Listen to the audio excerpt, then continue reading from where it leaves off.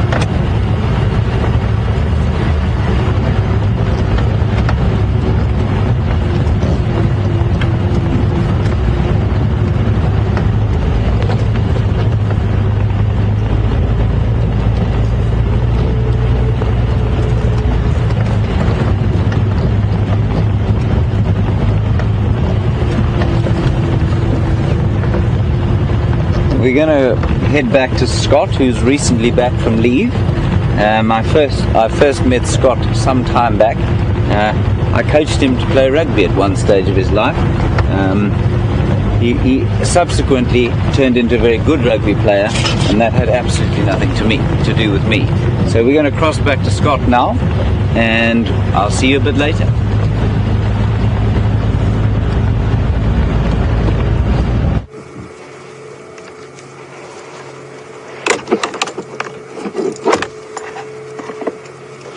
So when Mark...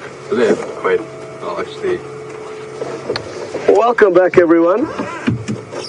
And Brian and I have just stopped in this place to hopefully find some audio signals that would alert us to any animals, but we've been here for 2 or 3 minutes, and it's that stage of the evening when it's cooling down, and I'm hoping that whatever predators are about are going to start moving around. And when they start moving, the monkeys, just like you've been looking for whatever they were shouting at with James, other monkeys or other animals may be alarm calling at other predators that may be wandering around Djuma. And always really exciting stuff to respond and follow up on monkeys' alarm calling. But so often you come up with nothing, so it's a pity that James didn't have any luck, but it did take him to that area, and who knows what he'll bump into in the next few minutes, and it could just be in a few moments that he does find whatever it was those monkeys were disturbed about. The tracks of the leopard around Buffelshoek Dam were after a second and closer inspection, appeared to be tracks of the leopard after she had drunk at the dam, and she headed west away from the dam into a very, very thick area. We drove down Hyena Road. It's one of the less traveled roads, simply because her tracks were heading in that direction. Didn't come up with anything there, so it seems like she has managed to sneak off without our detection, and we've now moved into another area along our eastern boundary, and it's a beautiful area that always provides with great scenery. And at this time of the afternoon, that we are in a well elevated spot to show you the sun setting, so that's kind of the plan at the moment, to drive through a beautiful area, see what animals are there, and hopefully end up at a good sundowner spot where we can all enjoy the sunset, which I'm looking forward to.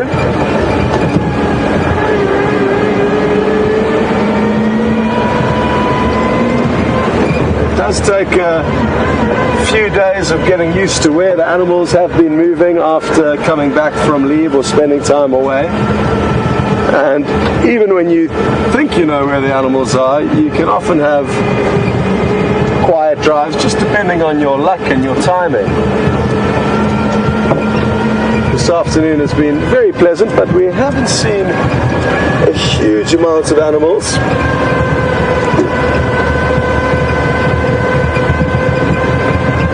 Which I don't see as a problem. I see it simply as us gaining credits to enjoy sightings a little bit later on. And for those of you who are new to the show, you'll slowly learn that patience is one of our best friends when out on safari.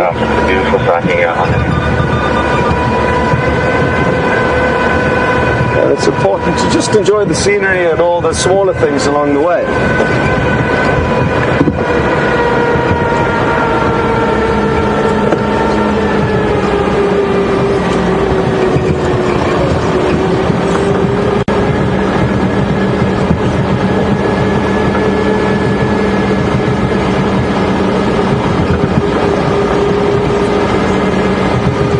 Afternoon, Dennis, in the Canary Islands, and thanks so much for sending your question through to us.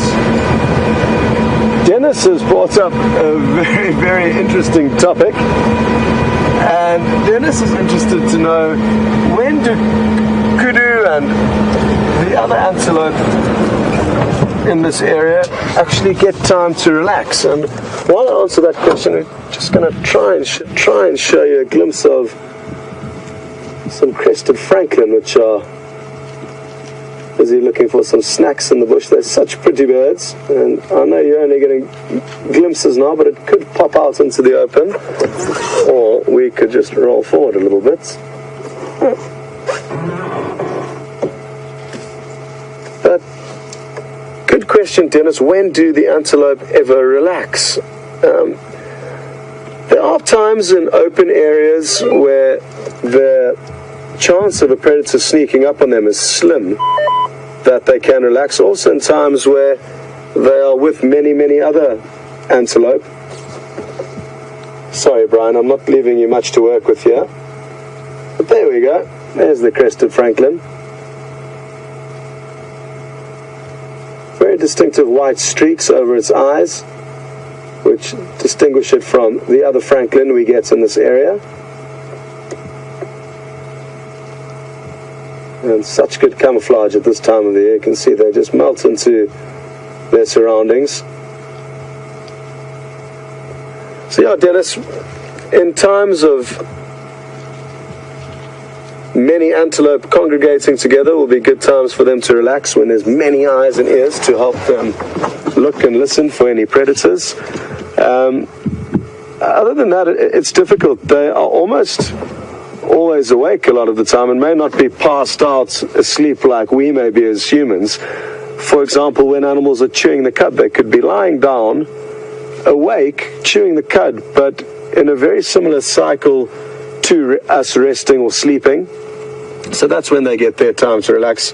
But you're right, it is a scary thought to imagine being an impala or a kudu, imagine permanently in fear of leopard or lion or wild dog, cheetah, hyena, all looking for an easy meal. So I'm certainly fortunate not to be in their scenario, but what we need to remember is that they've adapted over many, many years to detect predators, and not only to detect them, but also to escape from them. And that's why most predators only succeed 10 to 20% of the time in terms of an actual full-on chase or attack towards a prey item. They will very seldom succeed. So it's important to remember that, but it is a great point you've highlighted there. They don't have a lot of downtime, I guess, but there are certain times where they can relatively calm down a bit.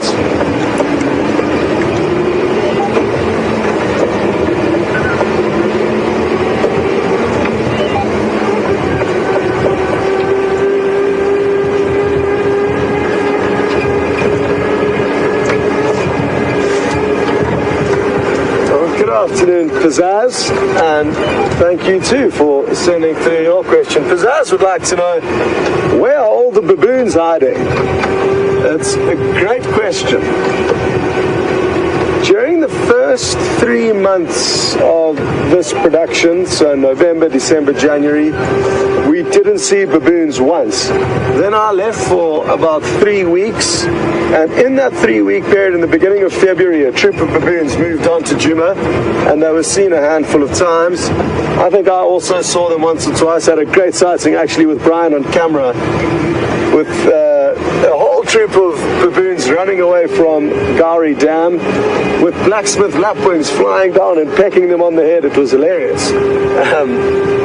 But other than a few sightings over that February period, haven't seen any sign of them until about a week and a half ago, just before I went on leave. I saw tracks of one lone male, but certainly not a troop. And that male was also seen drinking at Gowrie Dam earlier on that same day, about 10 days ago.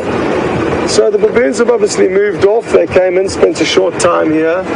Why they didn't stay, I'm not too sure. There's nothing wrong with this property, but you could find that a lot of the baboons are heading towards properties in the Sabi Sands that are closer to the main rivers, the Sabi and the Sand River, because along those rivers there will be increased food and a better lifestyle for the baboons. Also lots of big trees for them to sleep in, follow the long rivers, the Sabi River and the Sand River. What that's going to mean is that some animals are going to start moving about.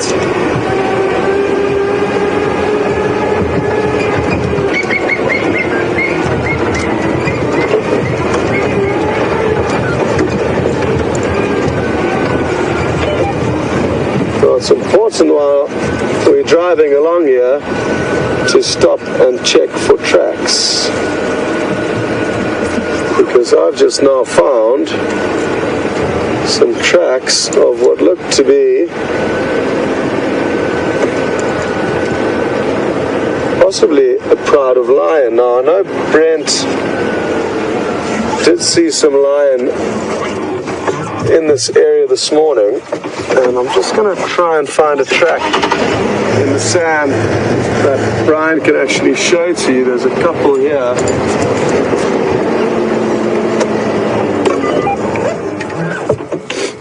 Or could it be that the lions have been on the move during the day?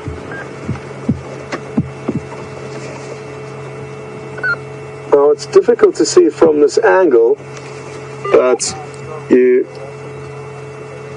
could possibly notice some pads of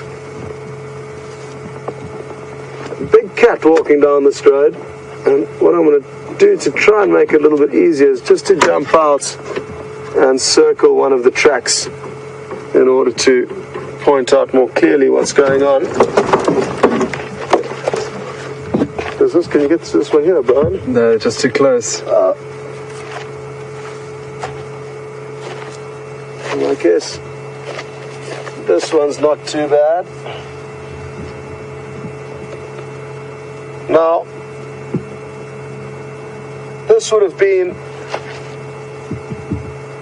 the left front paw, it looks like, of a lioness, and my fingers do fit just into her toes. Here is the back pad, so heading up in that direction.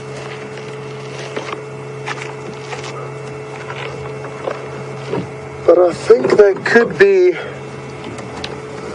from two lioness, and I believe there was also male in the sighting this morning with Brent, but sadly they crossed out of our property, and I know Brent said it was somewhere nearby, so I think they could have come in and then crossed out behind us. So that's a pity, because I got very excited. Well, who knows, maybe they've been on the move today. Let me maybe go back and follow these tracks to the next junction. It's not far from us, and try and establish what happens from there. It's not uncommon for predators to move during the day in winter, even though it can be hot. It's a lot more likely to find predators moving, be it lion and leopard, any of the predators really, during the day than it is to find them during the day in summer moving around. But even then, on the hottest and most humid of summer days, these animals can move, so it keeps us on our toes.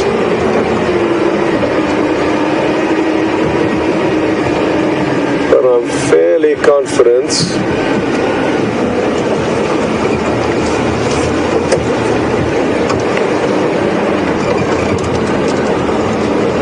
that these tracks are a little bit old.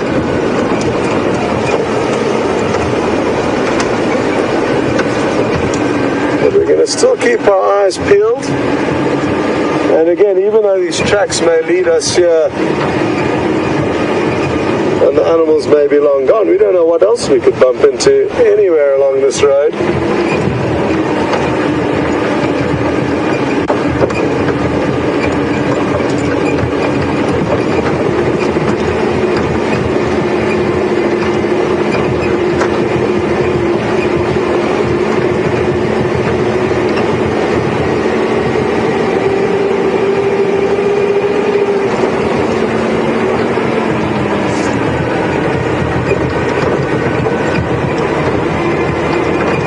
See their tracks anymore. They could well have cut through the bush into this direction, and that's just me piecing together the info that Brent gave me on his sighting of lion in this area this morning, kind of just assuming that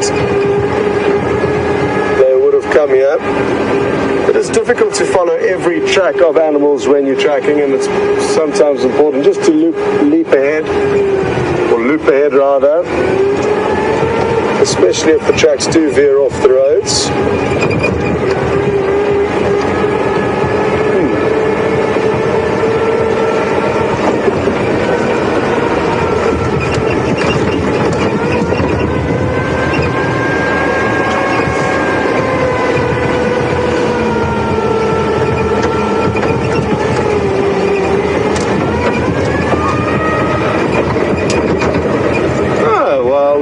Something else, but it's going to be a beautiful sighting, and I'm really looking forward to sharing this with you. There's a very large male waterbuck walking through this open clearing towards us in the perfect golden afternoon sunlight.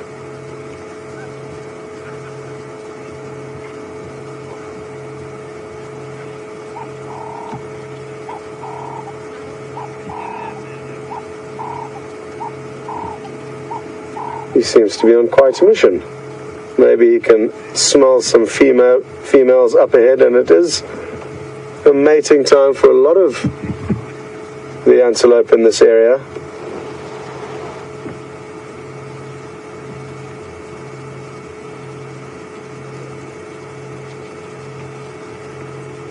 And again, it just goes to show how timing is everything.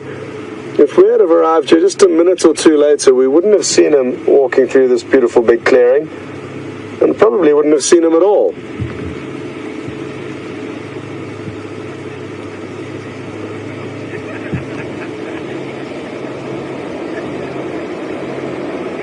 very, very good. Wow. The lion tracks brought us to the waterbuck, and I'm happy to settle with that. And we can now continue.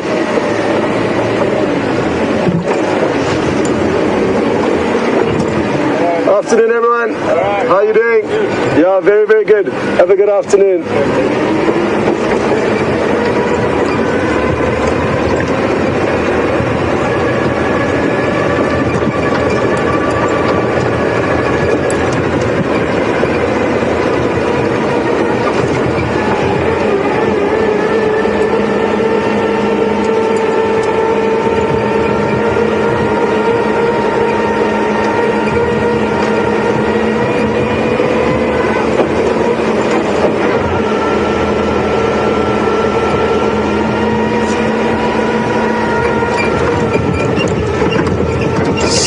We are going to be going through a bit of a signal dip just up ahead, so I think this may be a good opportunity to cut across to James, and as soon as I hear the lion tracks coming out, so I'm fairly certain those were the tracks of the same animals, which is great to confirm that now.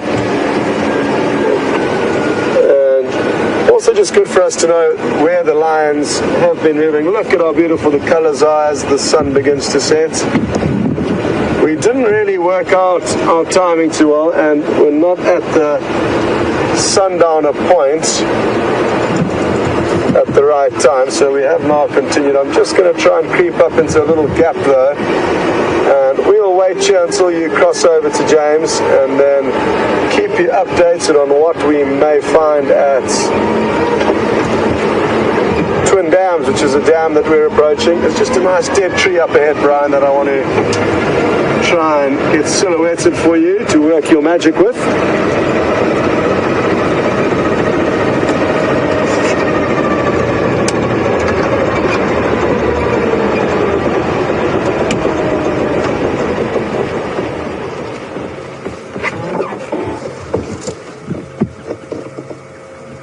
What a beautiful evening it is here, folks.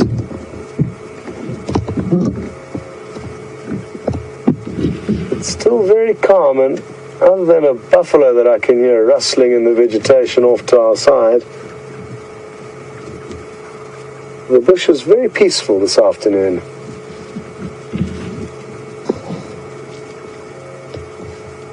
As you can, much bird chatter at the moment, and it'll be interesting for you who may be joining for your first time to notice the differences from day to day safaris and how the same place can really, really alter depending on the animal's moods, basically. Anyway, from this very peaceful scene on our southern boundary, approaching Twin Dams, we're going to cut across to James, see what he's been up to, and we'll keep you updated on what we find along the way.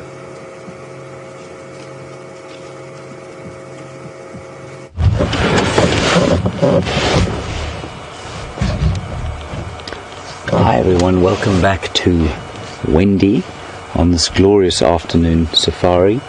The sun has just set, and we're here with the animals that were most ill affected by the Disney film, The Lion King.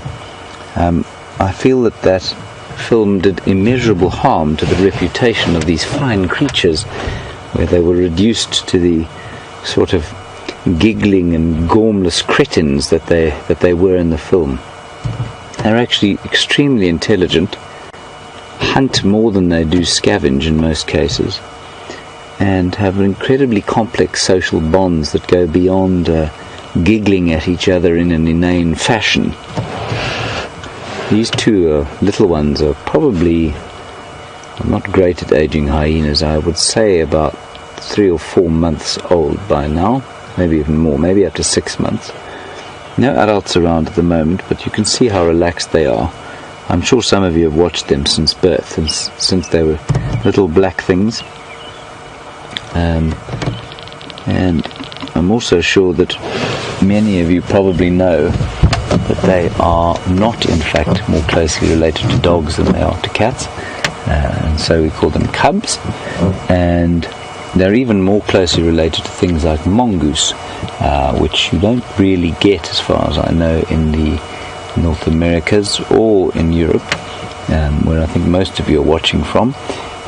I think we only get them in Africa, and the closest relative in the northern hemisphere would probably be a weasel,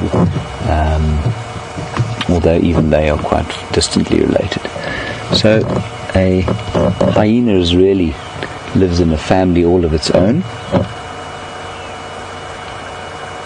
and one of the most adaptable and fascinating of Africa's predators.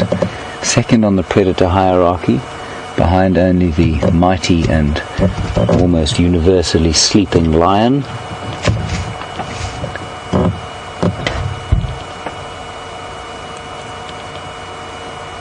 and then just in front of wild dogs. Wild dogs will normally be dominated by hyenas at a kill site, depending on numbers. But they're much bigger and heavier. A big female will weigh 70 kilos, and a big male about 50. So the females are much, much bigger than the males. And they very unusually have, for the spotted hyena, this is not the same for the brown hyena or the striped hyena. The spotted hyena female has an incredibly high testosterone level, probably more so than the males. And what that means is that she's much bigger, and she also has what we call a pseudo penis, which is a fake, but almost a false penis. So it's quite difficult to tell the difference between male and females, even at this age.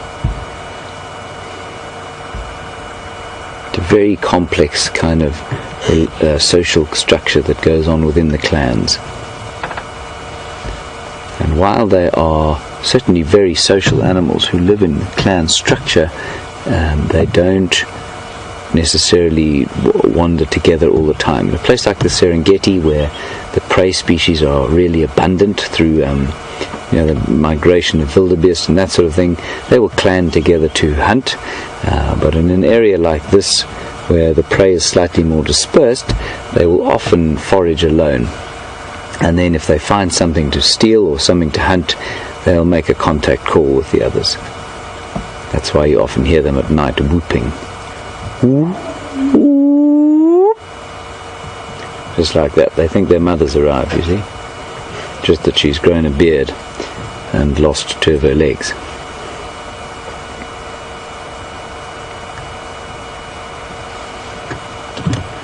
Often twins are born, and if they're both female and they're born to the matriarch of the clan, it's a very matriarchal society, this. There will be in a siblicide where one of the twins will kill the other.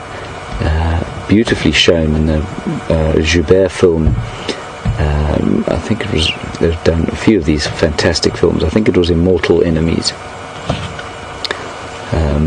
and they showed very beautifully how the clan matriarch gave birth to twins. One of them's got up there, and she killed her sister, and then eventually took over the matriarchy of the clan. So I suspect here, I might be wrong, but I suspect that some of these are, one of them is male and one of them is probably female, and that's why they've managed to get on with each other and one hasn't killed the other. Just going to see if I can see for sure.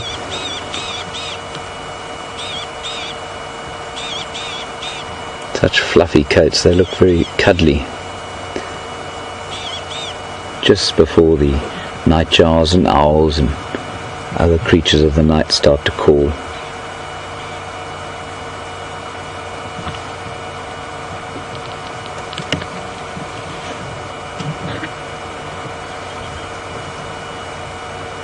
And if ever you need peace in your life, this is the time to be in Africa.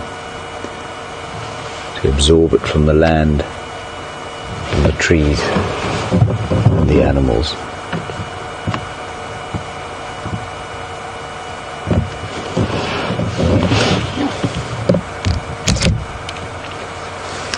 hyena might be slightly injured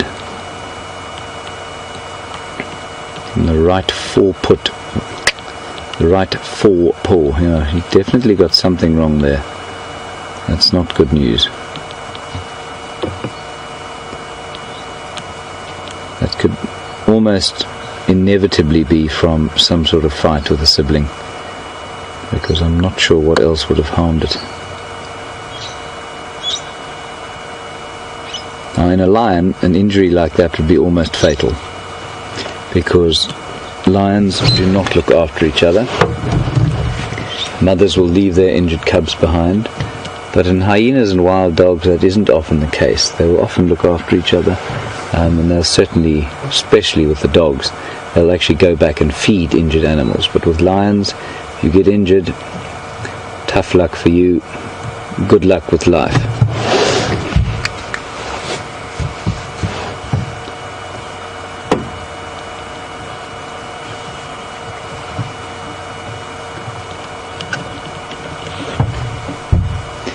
Renee's asked a very interesting question. Hi Renee, welcome to the glorious sunset we're having.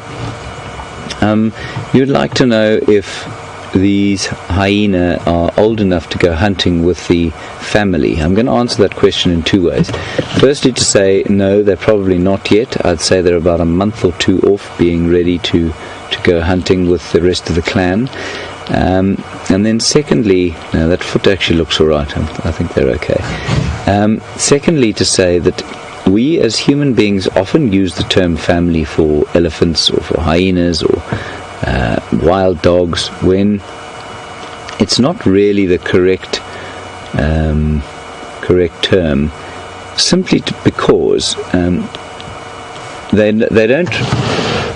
We tend to anthropomorphize their relationships so that we can identify with them, and they have very different kind of bonds, I think, to what we would consider a typical nuclear family, because the father plays almost no role in raising the cubs. He'll go off. His role is basically to mate, and then he'll go off and he'll patrol, and he might find some food and help them chase the lions off a kill or something like that. But in terms of a family structure, this is very much like an old sort of, if we want to anthropomorphize it, let's take it back to a Stone Age village where the women are the major sort of social form of the society, or form the social bonds of the society and do most of the raising. So like so many animals out here, the males play almost no role in the raising of the children.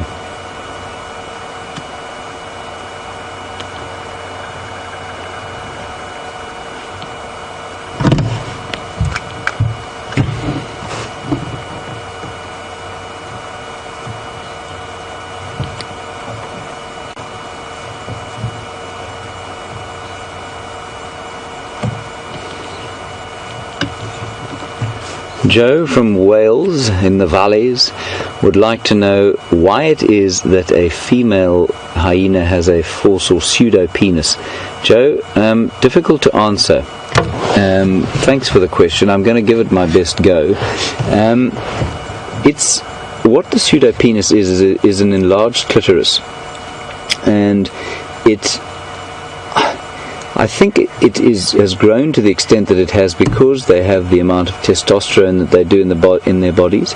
They actually give birth through it. So and it sort of inverts for mating. It's a really bizarre kind of a situation. And I suspect that the only reason it's as large as it is because of the amount of testosterone in the female hyena. I'm not really sure, other than that, what the evolutionary reason would be, other than maybe they might use it to sort of demonstrate dominance to males. I'm not sure. I hope that gives you some sort of answer. But it's only the spotted hyena that has that. The brown hyena and striped hyenas don't.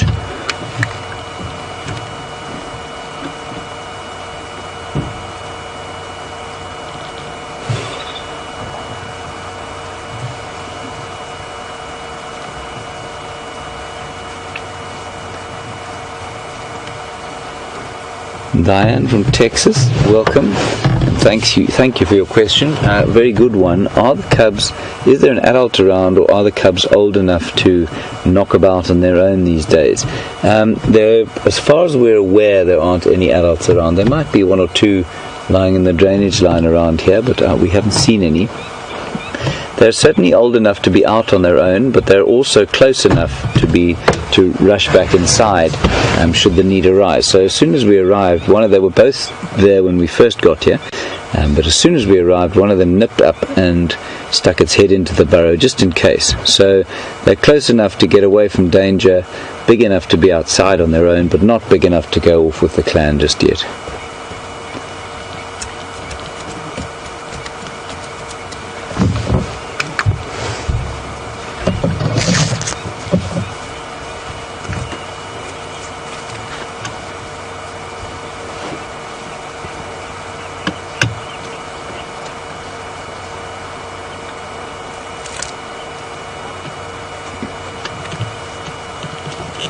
Susan in Alabama, you have a very interesting question. Thank you very much for it. You've noticed that hyenas have a sloped back, so the hindquarters are set lower down excuse me, than the front quarters, and there is a very good reason for that. And I don't know, Susan, if you can perhaps tweet through your answer to if you can think of another animal that has a similar design, and they're designed like that for the same reason. And it's not a predator. They are designed like that apparently, and I don't know the exact physiological reasons for why this is the case, or the mechanical reasons for why this is the case, but that kind of build apparently allows for long distance movement, or very energy efficient long distance movement. So carrying all of the weight in the front versus the back allows for sort of the ability to move big distances. I think they do sacrifice speed. They're not that quick. I mean, they're much faster than human beings, but they're not nearly as fast as impala or as wild dogs, or any of the other big predators. The other thing that they need big sort of four quarters for is to support the tremendous jaw muscles that they have. The amount of pressure they exert is much higher than any other animal, and through their jaws. I forget the exact figure, and I'm also pretty sure one of you will know what it is. But they can exert tremendous pressure with their jaws, and in order to do that, they need to be able to support the muscles. And I think that's one of the reasons that they have such sort of stocky forequarters versus slightly thinner hindquarters. Great question, that. Thank you.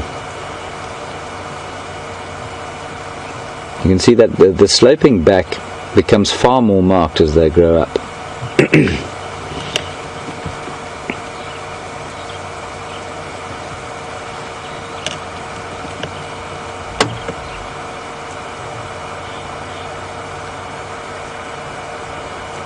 They're getting a little bit restless now.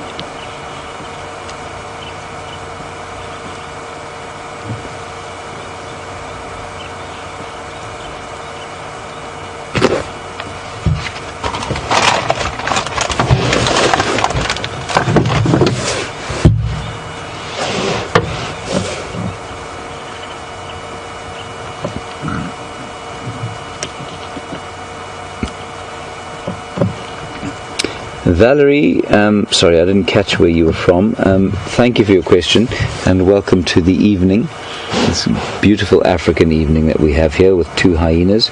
You'd like to know if hyenas or spotted hyenas are more dominant than brown hyenas. The answer is absolutely yes. There are two ways the dominance in the predators is kind of decided, and the first way is through size, and the second is through numbers. So the hyenas sit just below the lions in the predator hierarchy.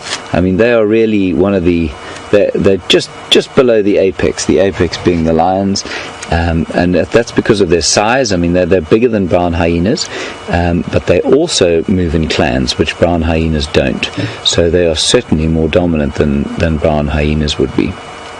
Brown hyenas, if I'm not mistaken, are almost exclusively scavengers, so they do very little hunting on their own, but for smaller animals, of course.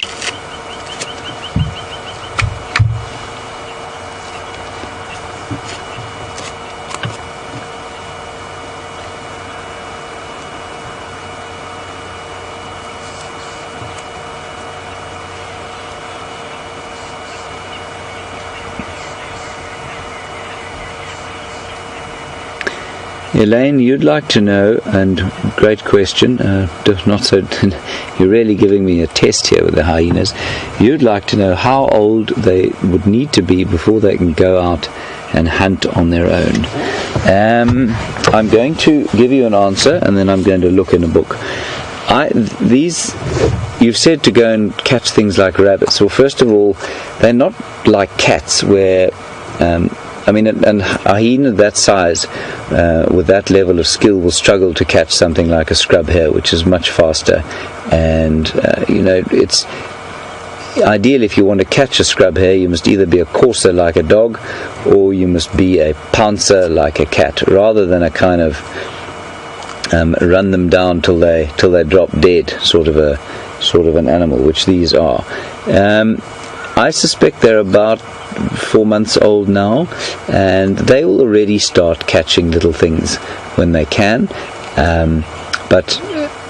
If a rodent comes past, they might try and catch that.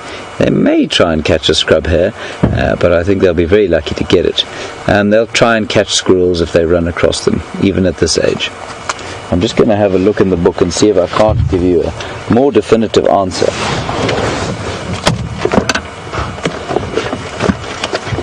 I'm borrowing Brent's books at the moment. Brent has the most enormous mammal book in history. So if this book doesn't have it, then I don't think anyone will. So look up hyena, spotted, page 355. Page 355 is less than halfway through this enormous tome. Should I need to defend myself today, I shall use this book. The spotted hyena, Crocuta crocuta.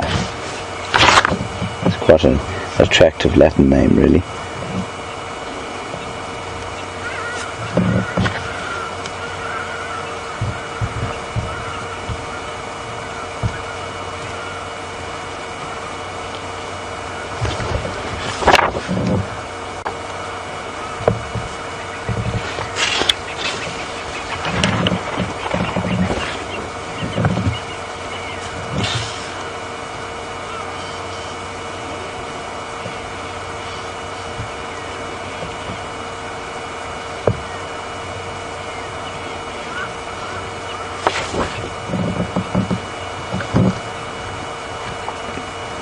So it says here that quite interestingly, when more than 2 cubs are found in a den, they're usually the progeny of more than one female.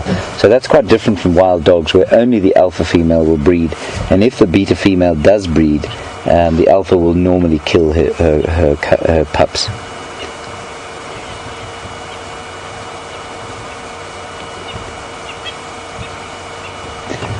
So they'll eat little meat before 7 or 8 months. So they will remain suckling actually until almost 14 months, when they'll start eating meat around 8 months, but wean completely at 14 months. And most of that, Elaine, would come from scavenging or being taken to a kill or something like that. I really don't think they'll catch a huge amount at this age.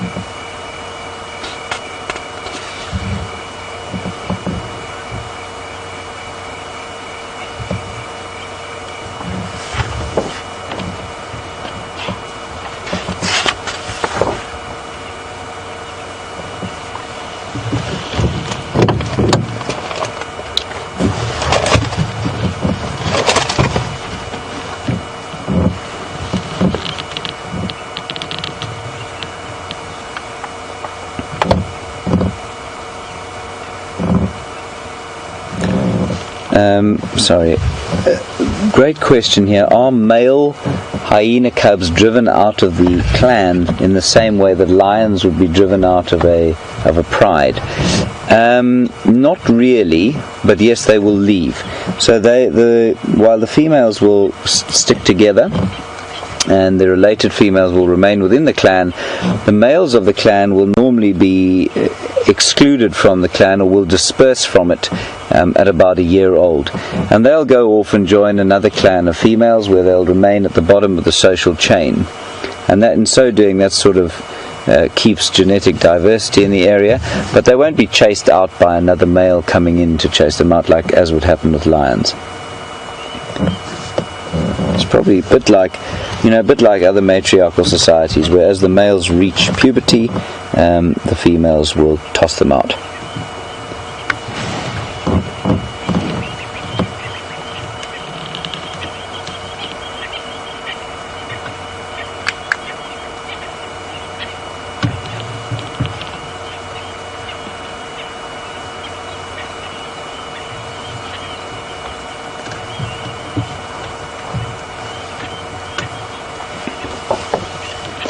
Enid in Connecticut has answered the question about why or if the giraffe was the other animal I was referring to with the sloping back.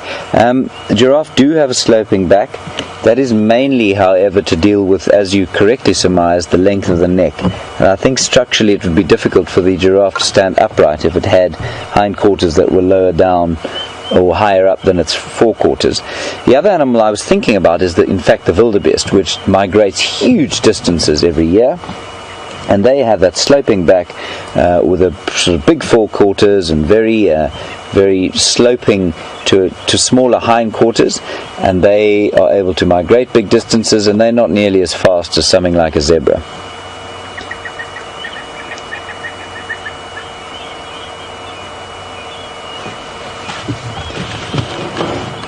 We're going to pop across to Scott quickly now.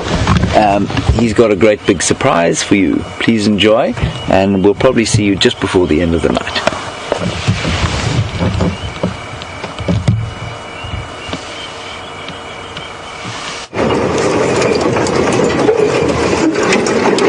Welcome back, everyone. And you may be wondering why we're driving through this thick bush. It's because we've managed to find Karula, a female leopard, and she's just crossed over a road and into this quite thick bush. I'm going to try my best to loop ahead of her and then give you guys a great view of her walking past us. Brian's keeping a close eye on her as well as myself, and she's moving quite quickly. Yeah, the thing just got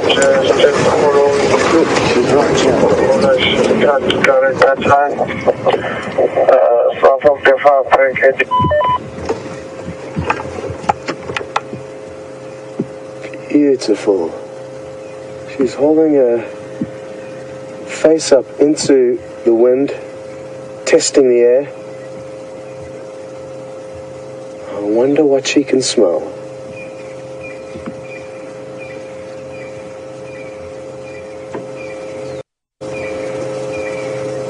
Now, when we follow animals at night, we try and be as sensitive as we can with the spotlight. So you'll notice I'm just getting the periphery of the bright lights on her. And there may be times if she comes across potential prey that we have to switch all the lights off because we don't want to give away her position. And we also don't want to blind the prey. And by shining a bright spotlight into a daytime animal's eyes, it will take them a long time to recover their nocturnal vision, whereas for an animal like this, the leopard and the other nocturnal predators, their eyes can readjust to the darkness far better. Now,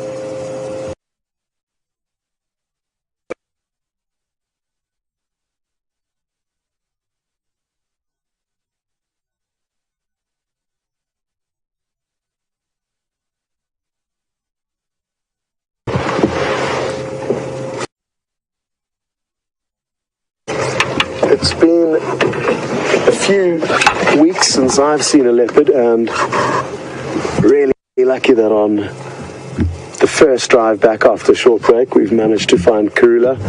Beautiful female. I think she is stalking something next to us here, though.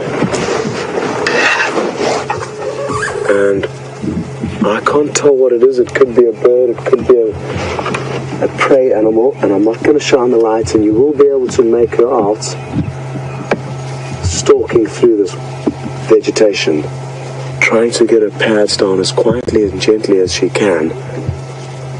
She's certainly intent on something.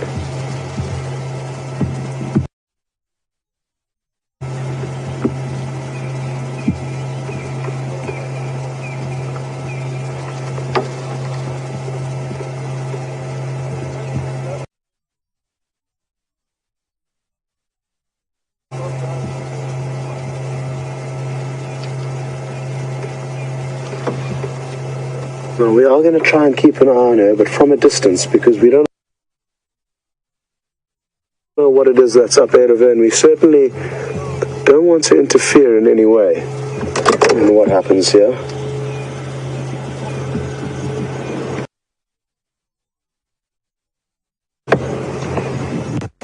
But by following at a fair distance, we can try and both monitor her and whatever it is that she's hunting.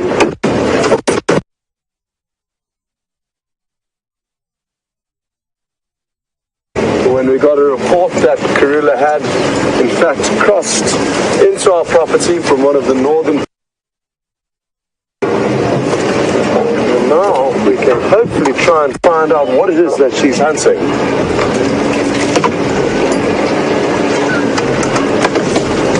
Go ahead, Orbs.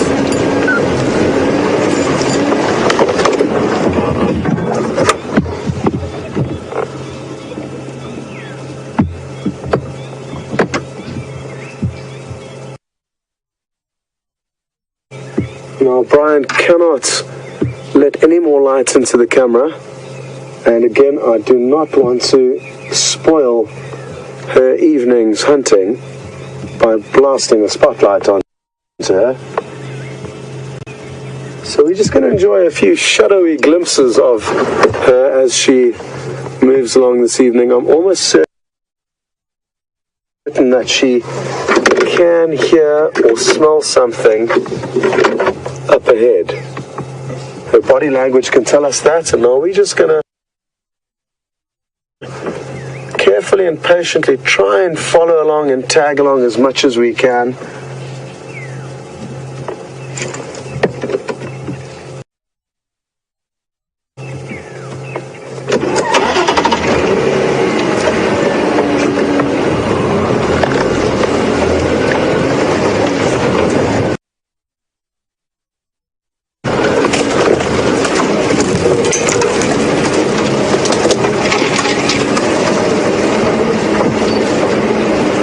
It's going to be harder and harder for us to see her as it gets darker, so I made very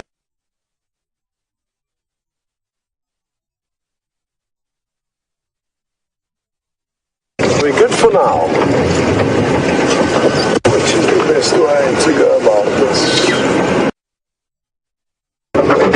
It's always a bit tricky deciding which pathway to try and use when following animals off-road. There's never a right sort of.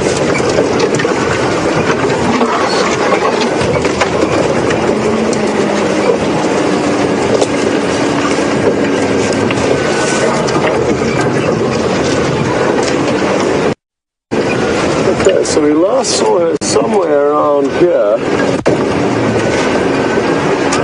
She was heading up towards us, but may well have veered off and just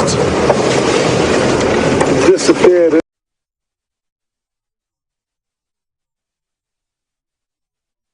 from us.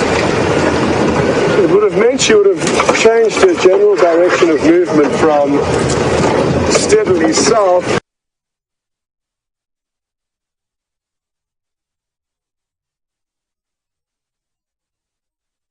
considerably more to the west, which does happen, especially if and when they do smell or hear potential prey, they can change course.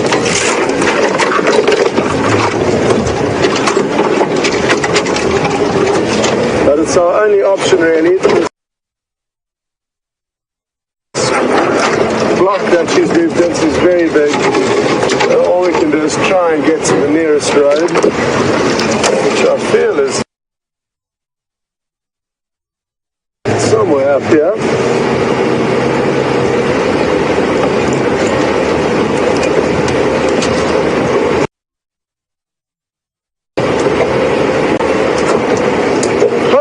Well, it's great to have another leopard sighting because yeah, it's still been pretty tough going. Even before I left, we've been battling to track down the leopards.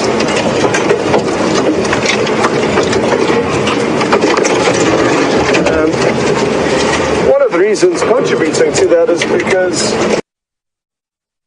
where they need to now go and establish their own patch of turf, and sadly for them that means, and sadly for us I guess, it means that they have now headed off. We could still, very well still see them, but who knows when it will be that we will get to see them next.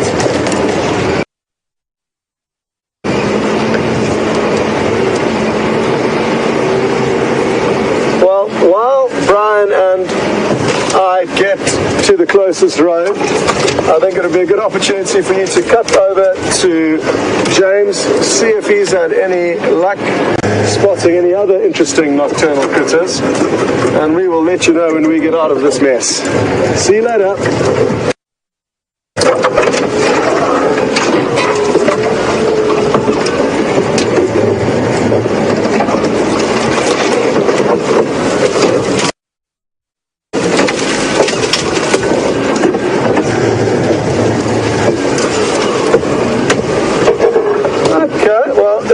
That James is not reachable at the moment, so you're going to be stuck with us while we try and find the path of least resistance to the closest road. Who knows what we will bump into along the way.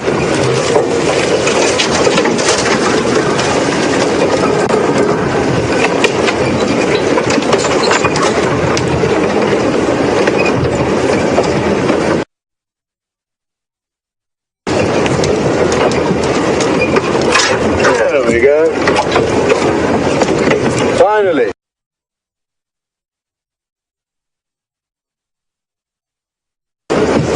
So I am going to continue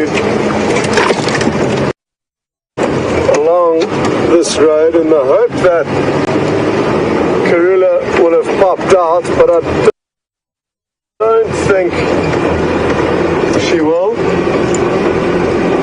The general movement the whole afternoon had been in a southerly direction. There was a duiker that just darted across the road, you may have got a glimpse of. And then all of a sudden she veered in a westerly direction, basically as soon as we saw her. And that western direction could have brought her back up to this road, but I've got a feeling she's going to continue south and west, which should take her to Vuatela Dam. So, some to stage this evening. Don't be surprised for the Djuma waterhole camera, which has a live feed 24 hours a day, if there's a leopard coming down to drink there.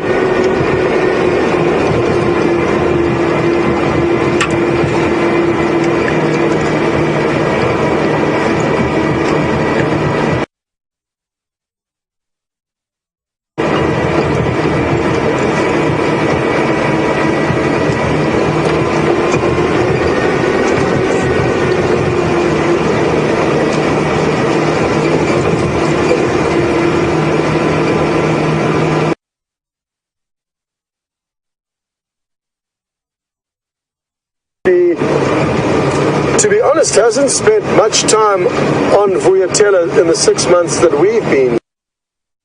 Spent a lot more time on this property in the past year, so I think her territory is expanding. She still does come onto Vuyatela, but also spends time north, south, and east of us. So the territory is quite big at the moment, and what exactly is going on with the dynamics, I'm not too sure, but she will be competing with other females. And then Debbie's also interested to know from Vula, who's the dominant male leopard and the father of the 2 male leopards that I was speaking about earlier that have been kicked out of their territory. Is it possible that Mvula would have actually been the one to chase away Kunyuma in quarantine? And yes, it certainly is. There's a high likelihood that it was him, and if not only him, also the other dominant males that surround this territory. So they're going to be searching for their own patch of turf now, and for the next few years they will continue to grow and establish their territory.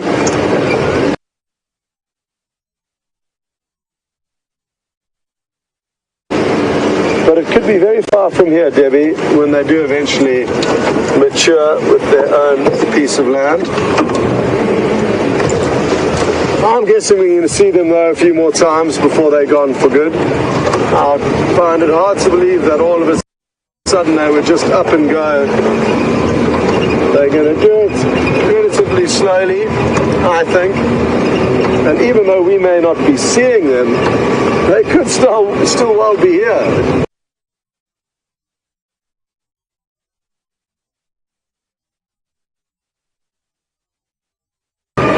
There does, though, at the moment seem to be quite a lot of change imminent.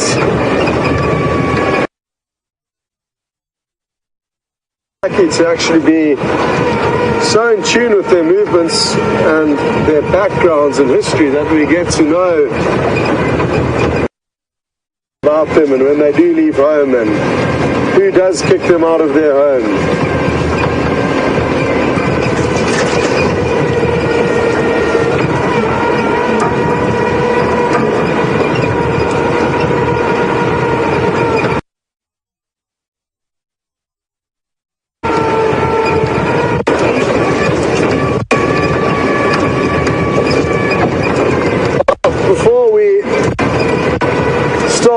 From James, it sounded like you were having a wonderful evening at the den site, and I'm certainly looking forward to heading back there to see how the cubs are doing. Brent tells me he saw an adult female that looks to be heavily pregnant.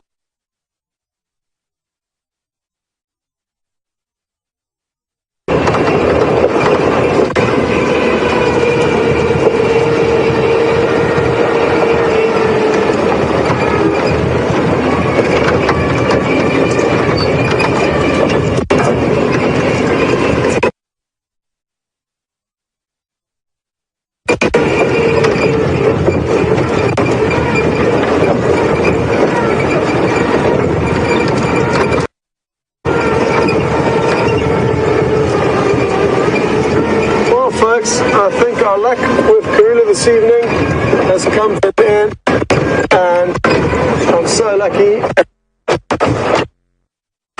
we got to see this leopard this evening. Welcome back from Mother Nature to myself, and a big thank you to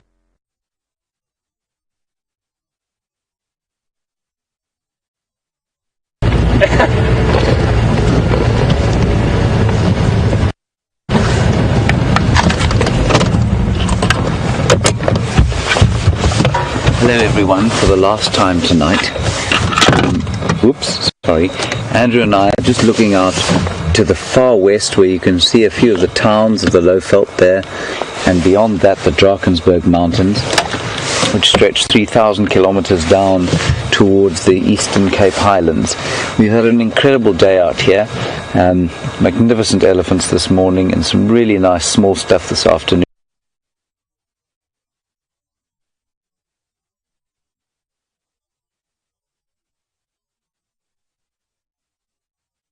have a drink and put our feet up and just enjoy the sounds of the great African night. We're going to leave you in Scott and Brian's capable hands, and we'd also just like to thank everyone at Final Control. We've got Eugene and Nikki back from leave, and of course the inimitable Scott on the other car and his genius Brian. Okay, we'll see you tomorrow morning.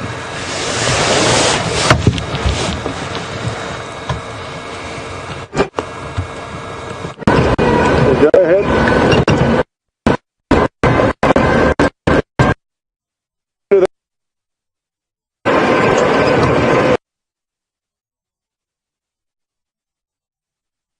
We've managed to get a porcupine on the screen yet. Honey badger, aardvark, pangolin, white-tailed mongoose, genets. There's lots of nocturnal animals, or animals that are more likely to move after dark. They're not necessarily strictly nocturnal. What you find in this part of Africa, they tend to move at night. That's just some of them that I'm speaking for. For example, the honey badger you will find in other areas of Africa moving during the day. And here they will also move during the day, but more likely at night.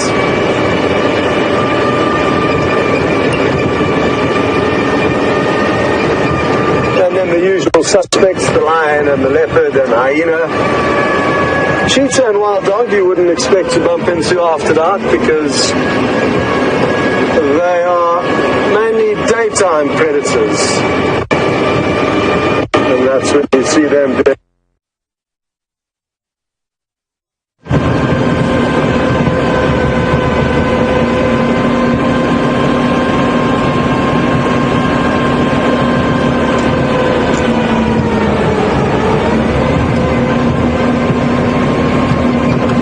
Approaching the Boyatella or Gowrie Dam, which is where there's a live waterhole camera, so if there was anything interesting there we probably would have been alerted to it already. I'm not expecting any miracles around the next corner, but we could be surprised.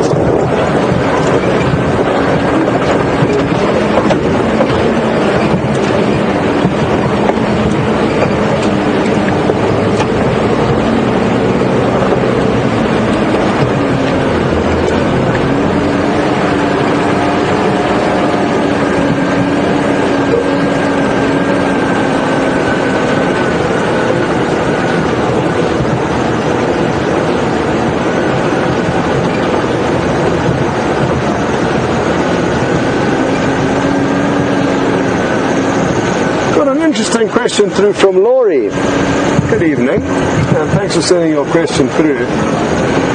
Laurie would like to know where tree-dwelling animals like squirrels and bush babies and birds will go when there's thunder and lightning, and they will probably stay in the same places where they usually sleep when there's no thunder or lightning.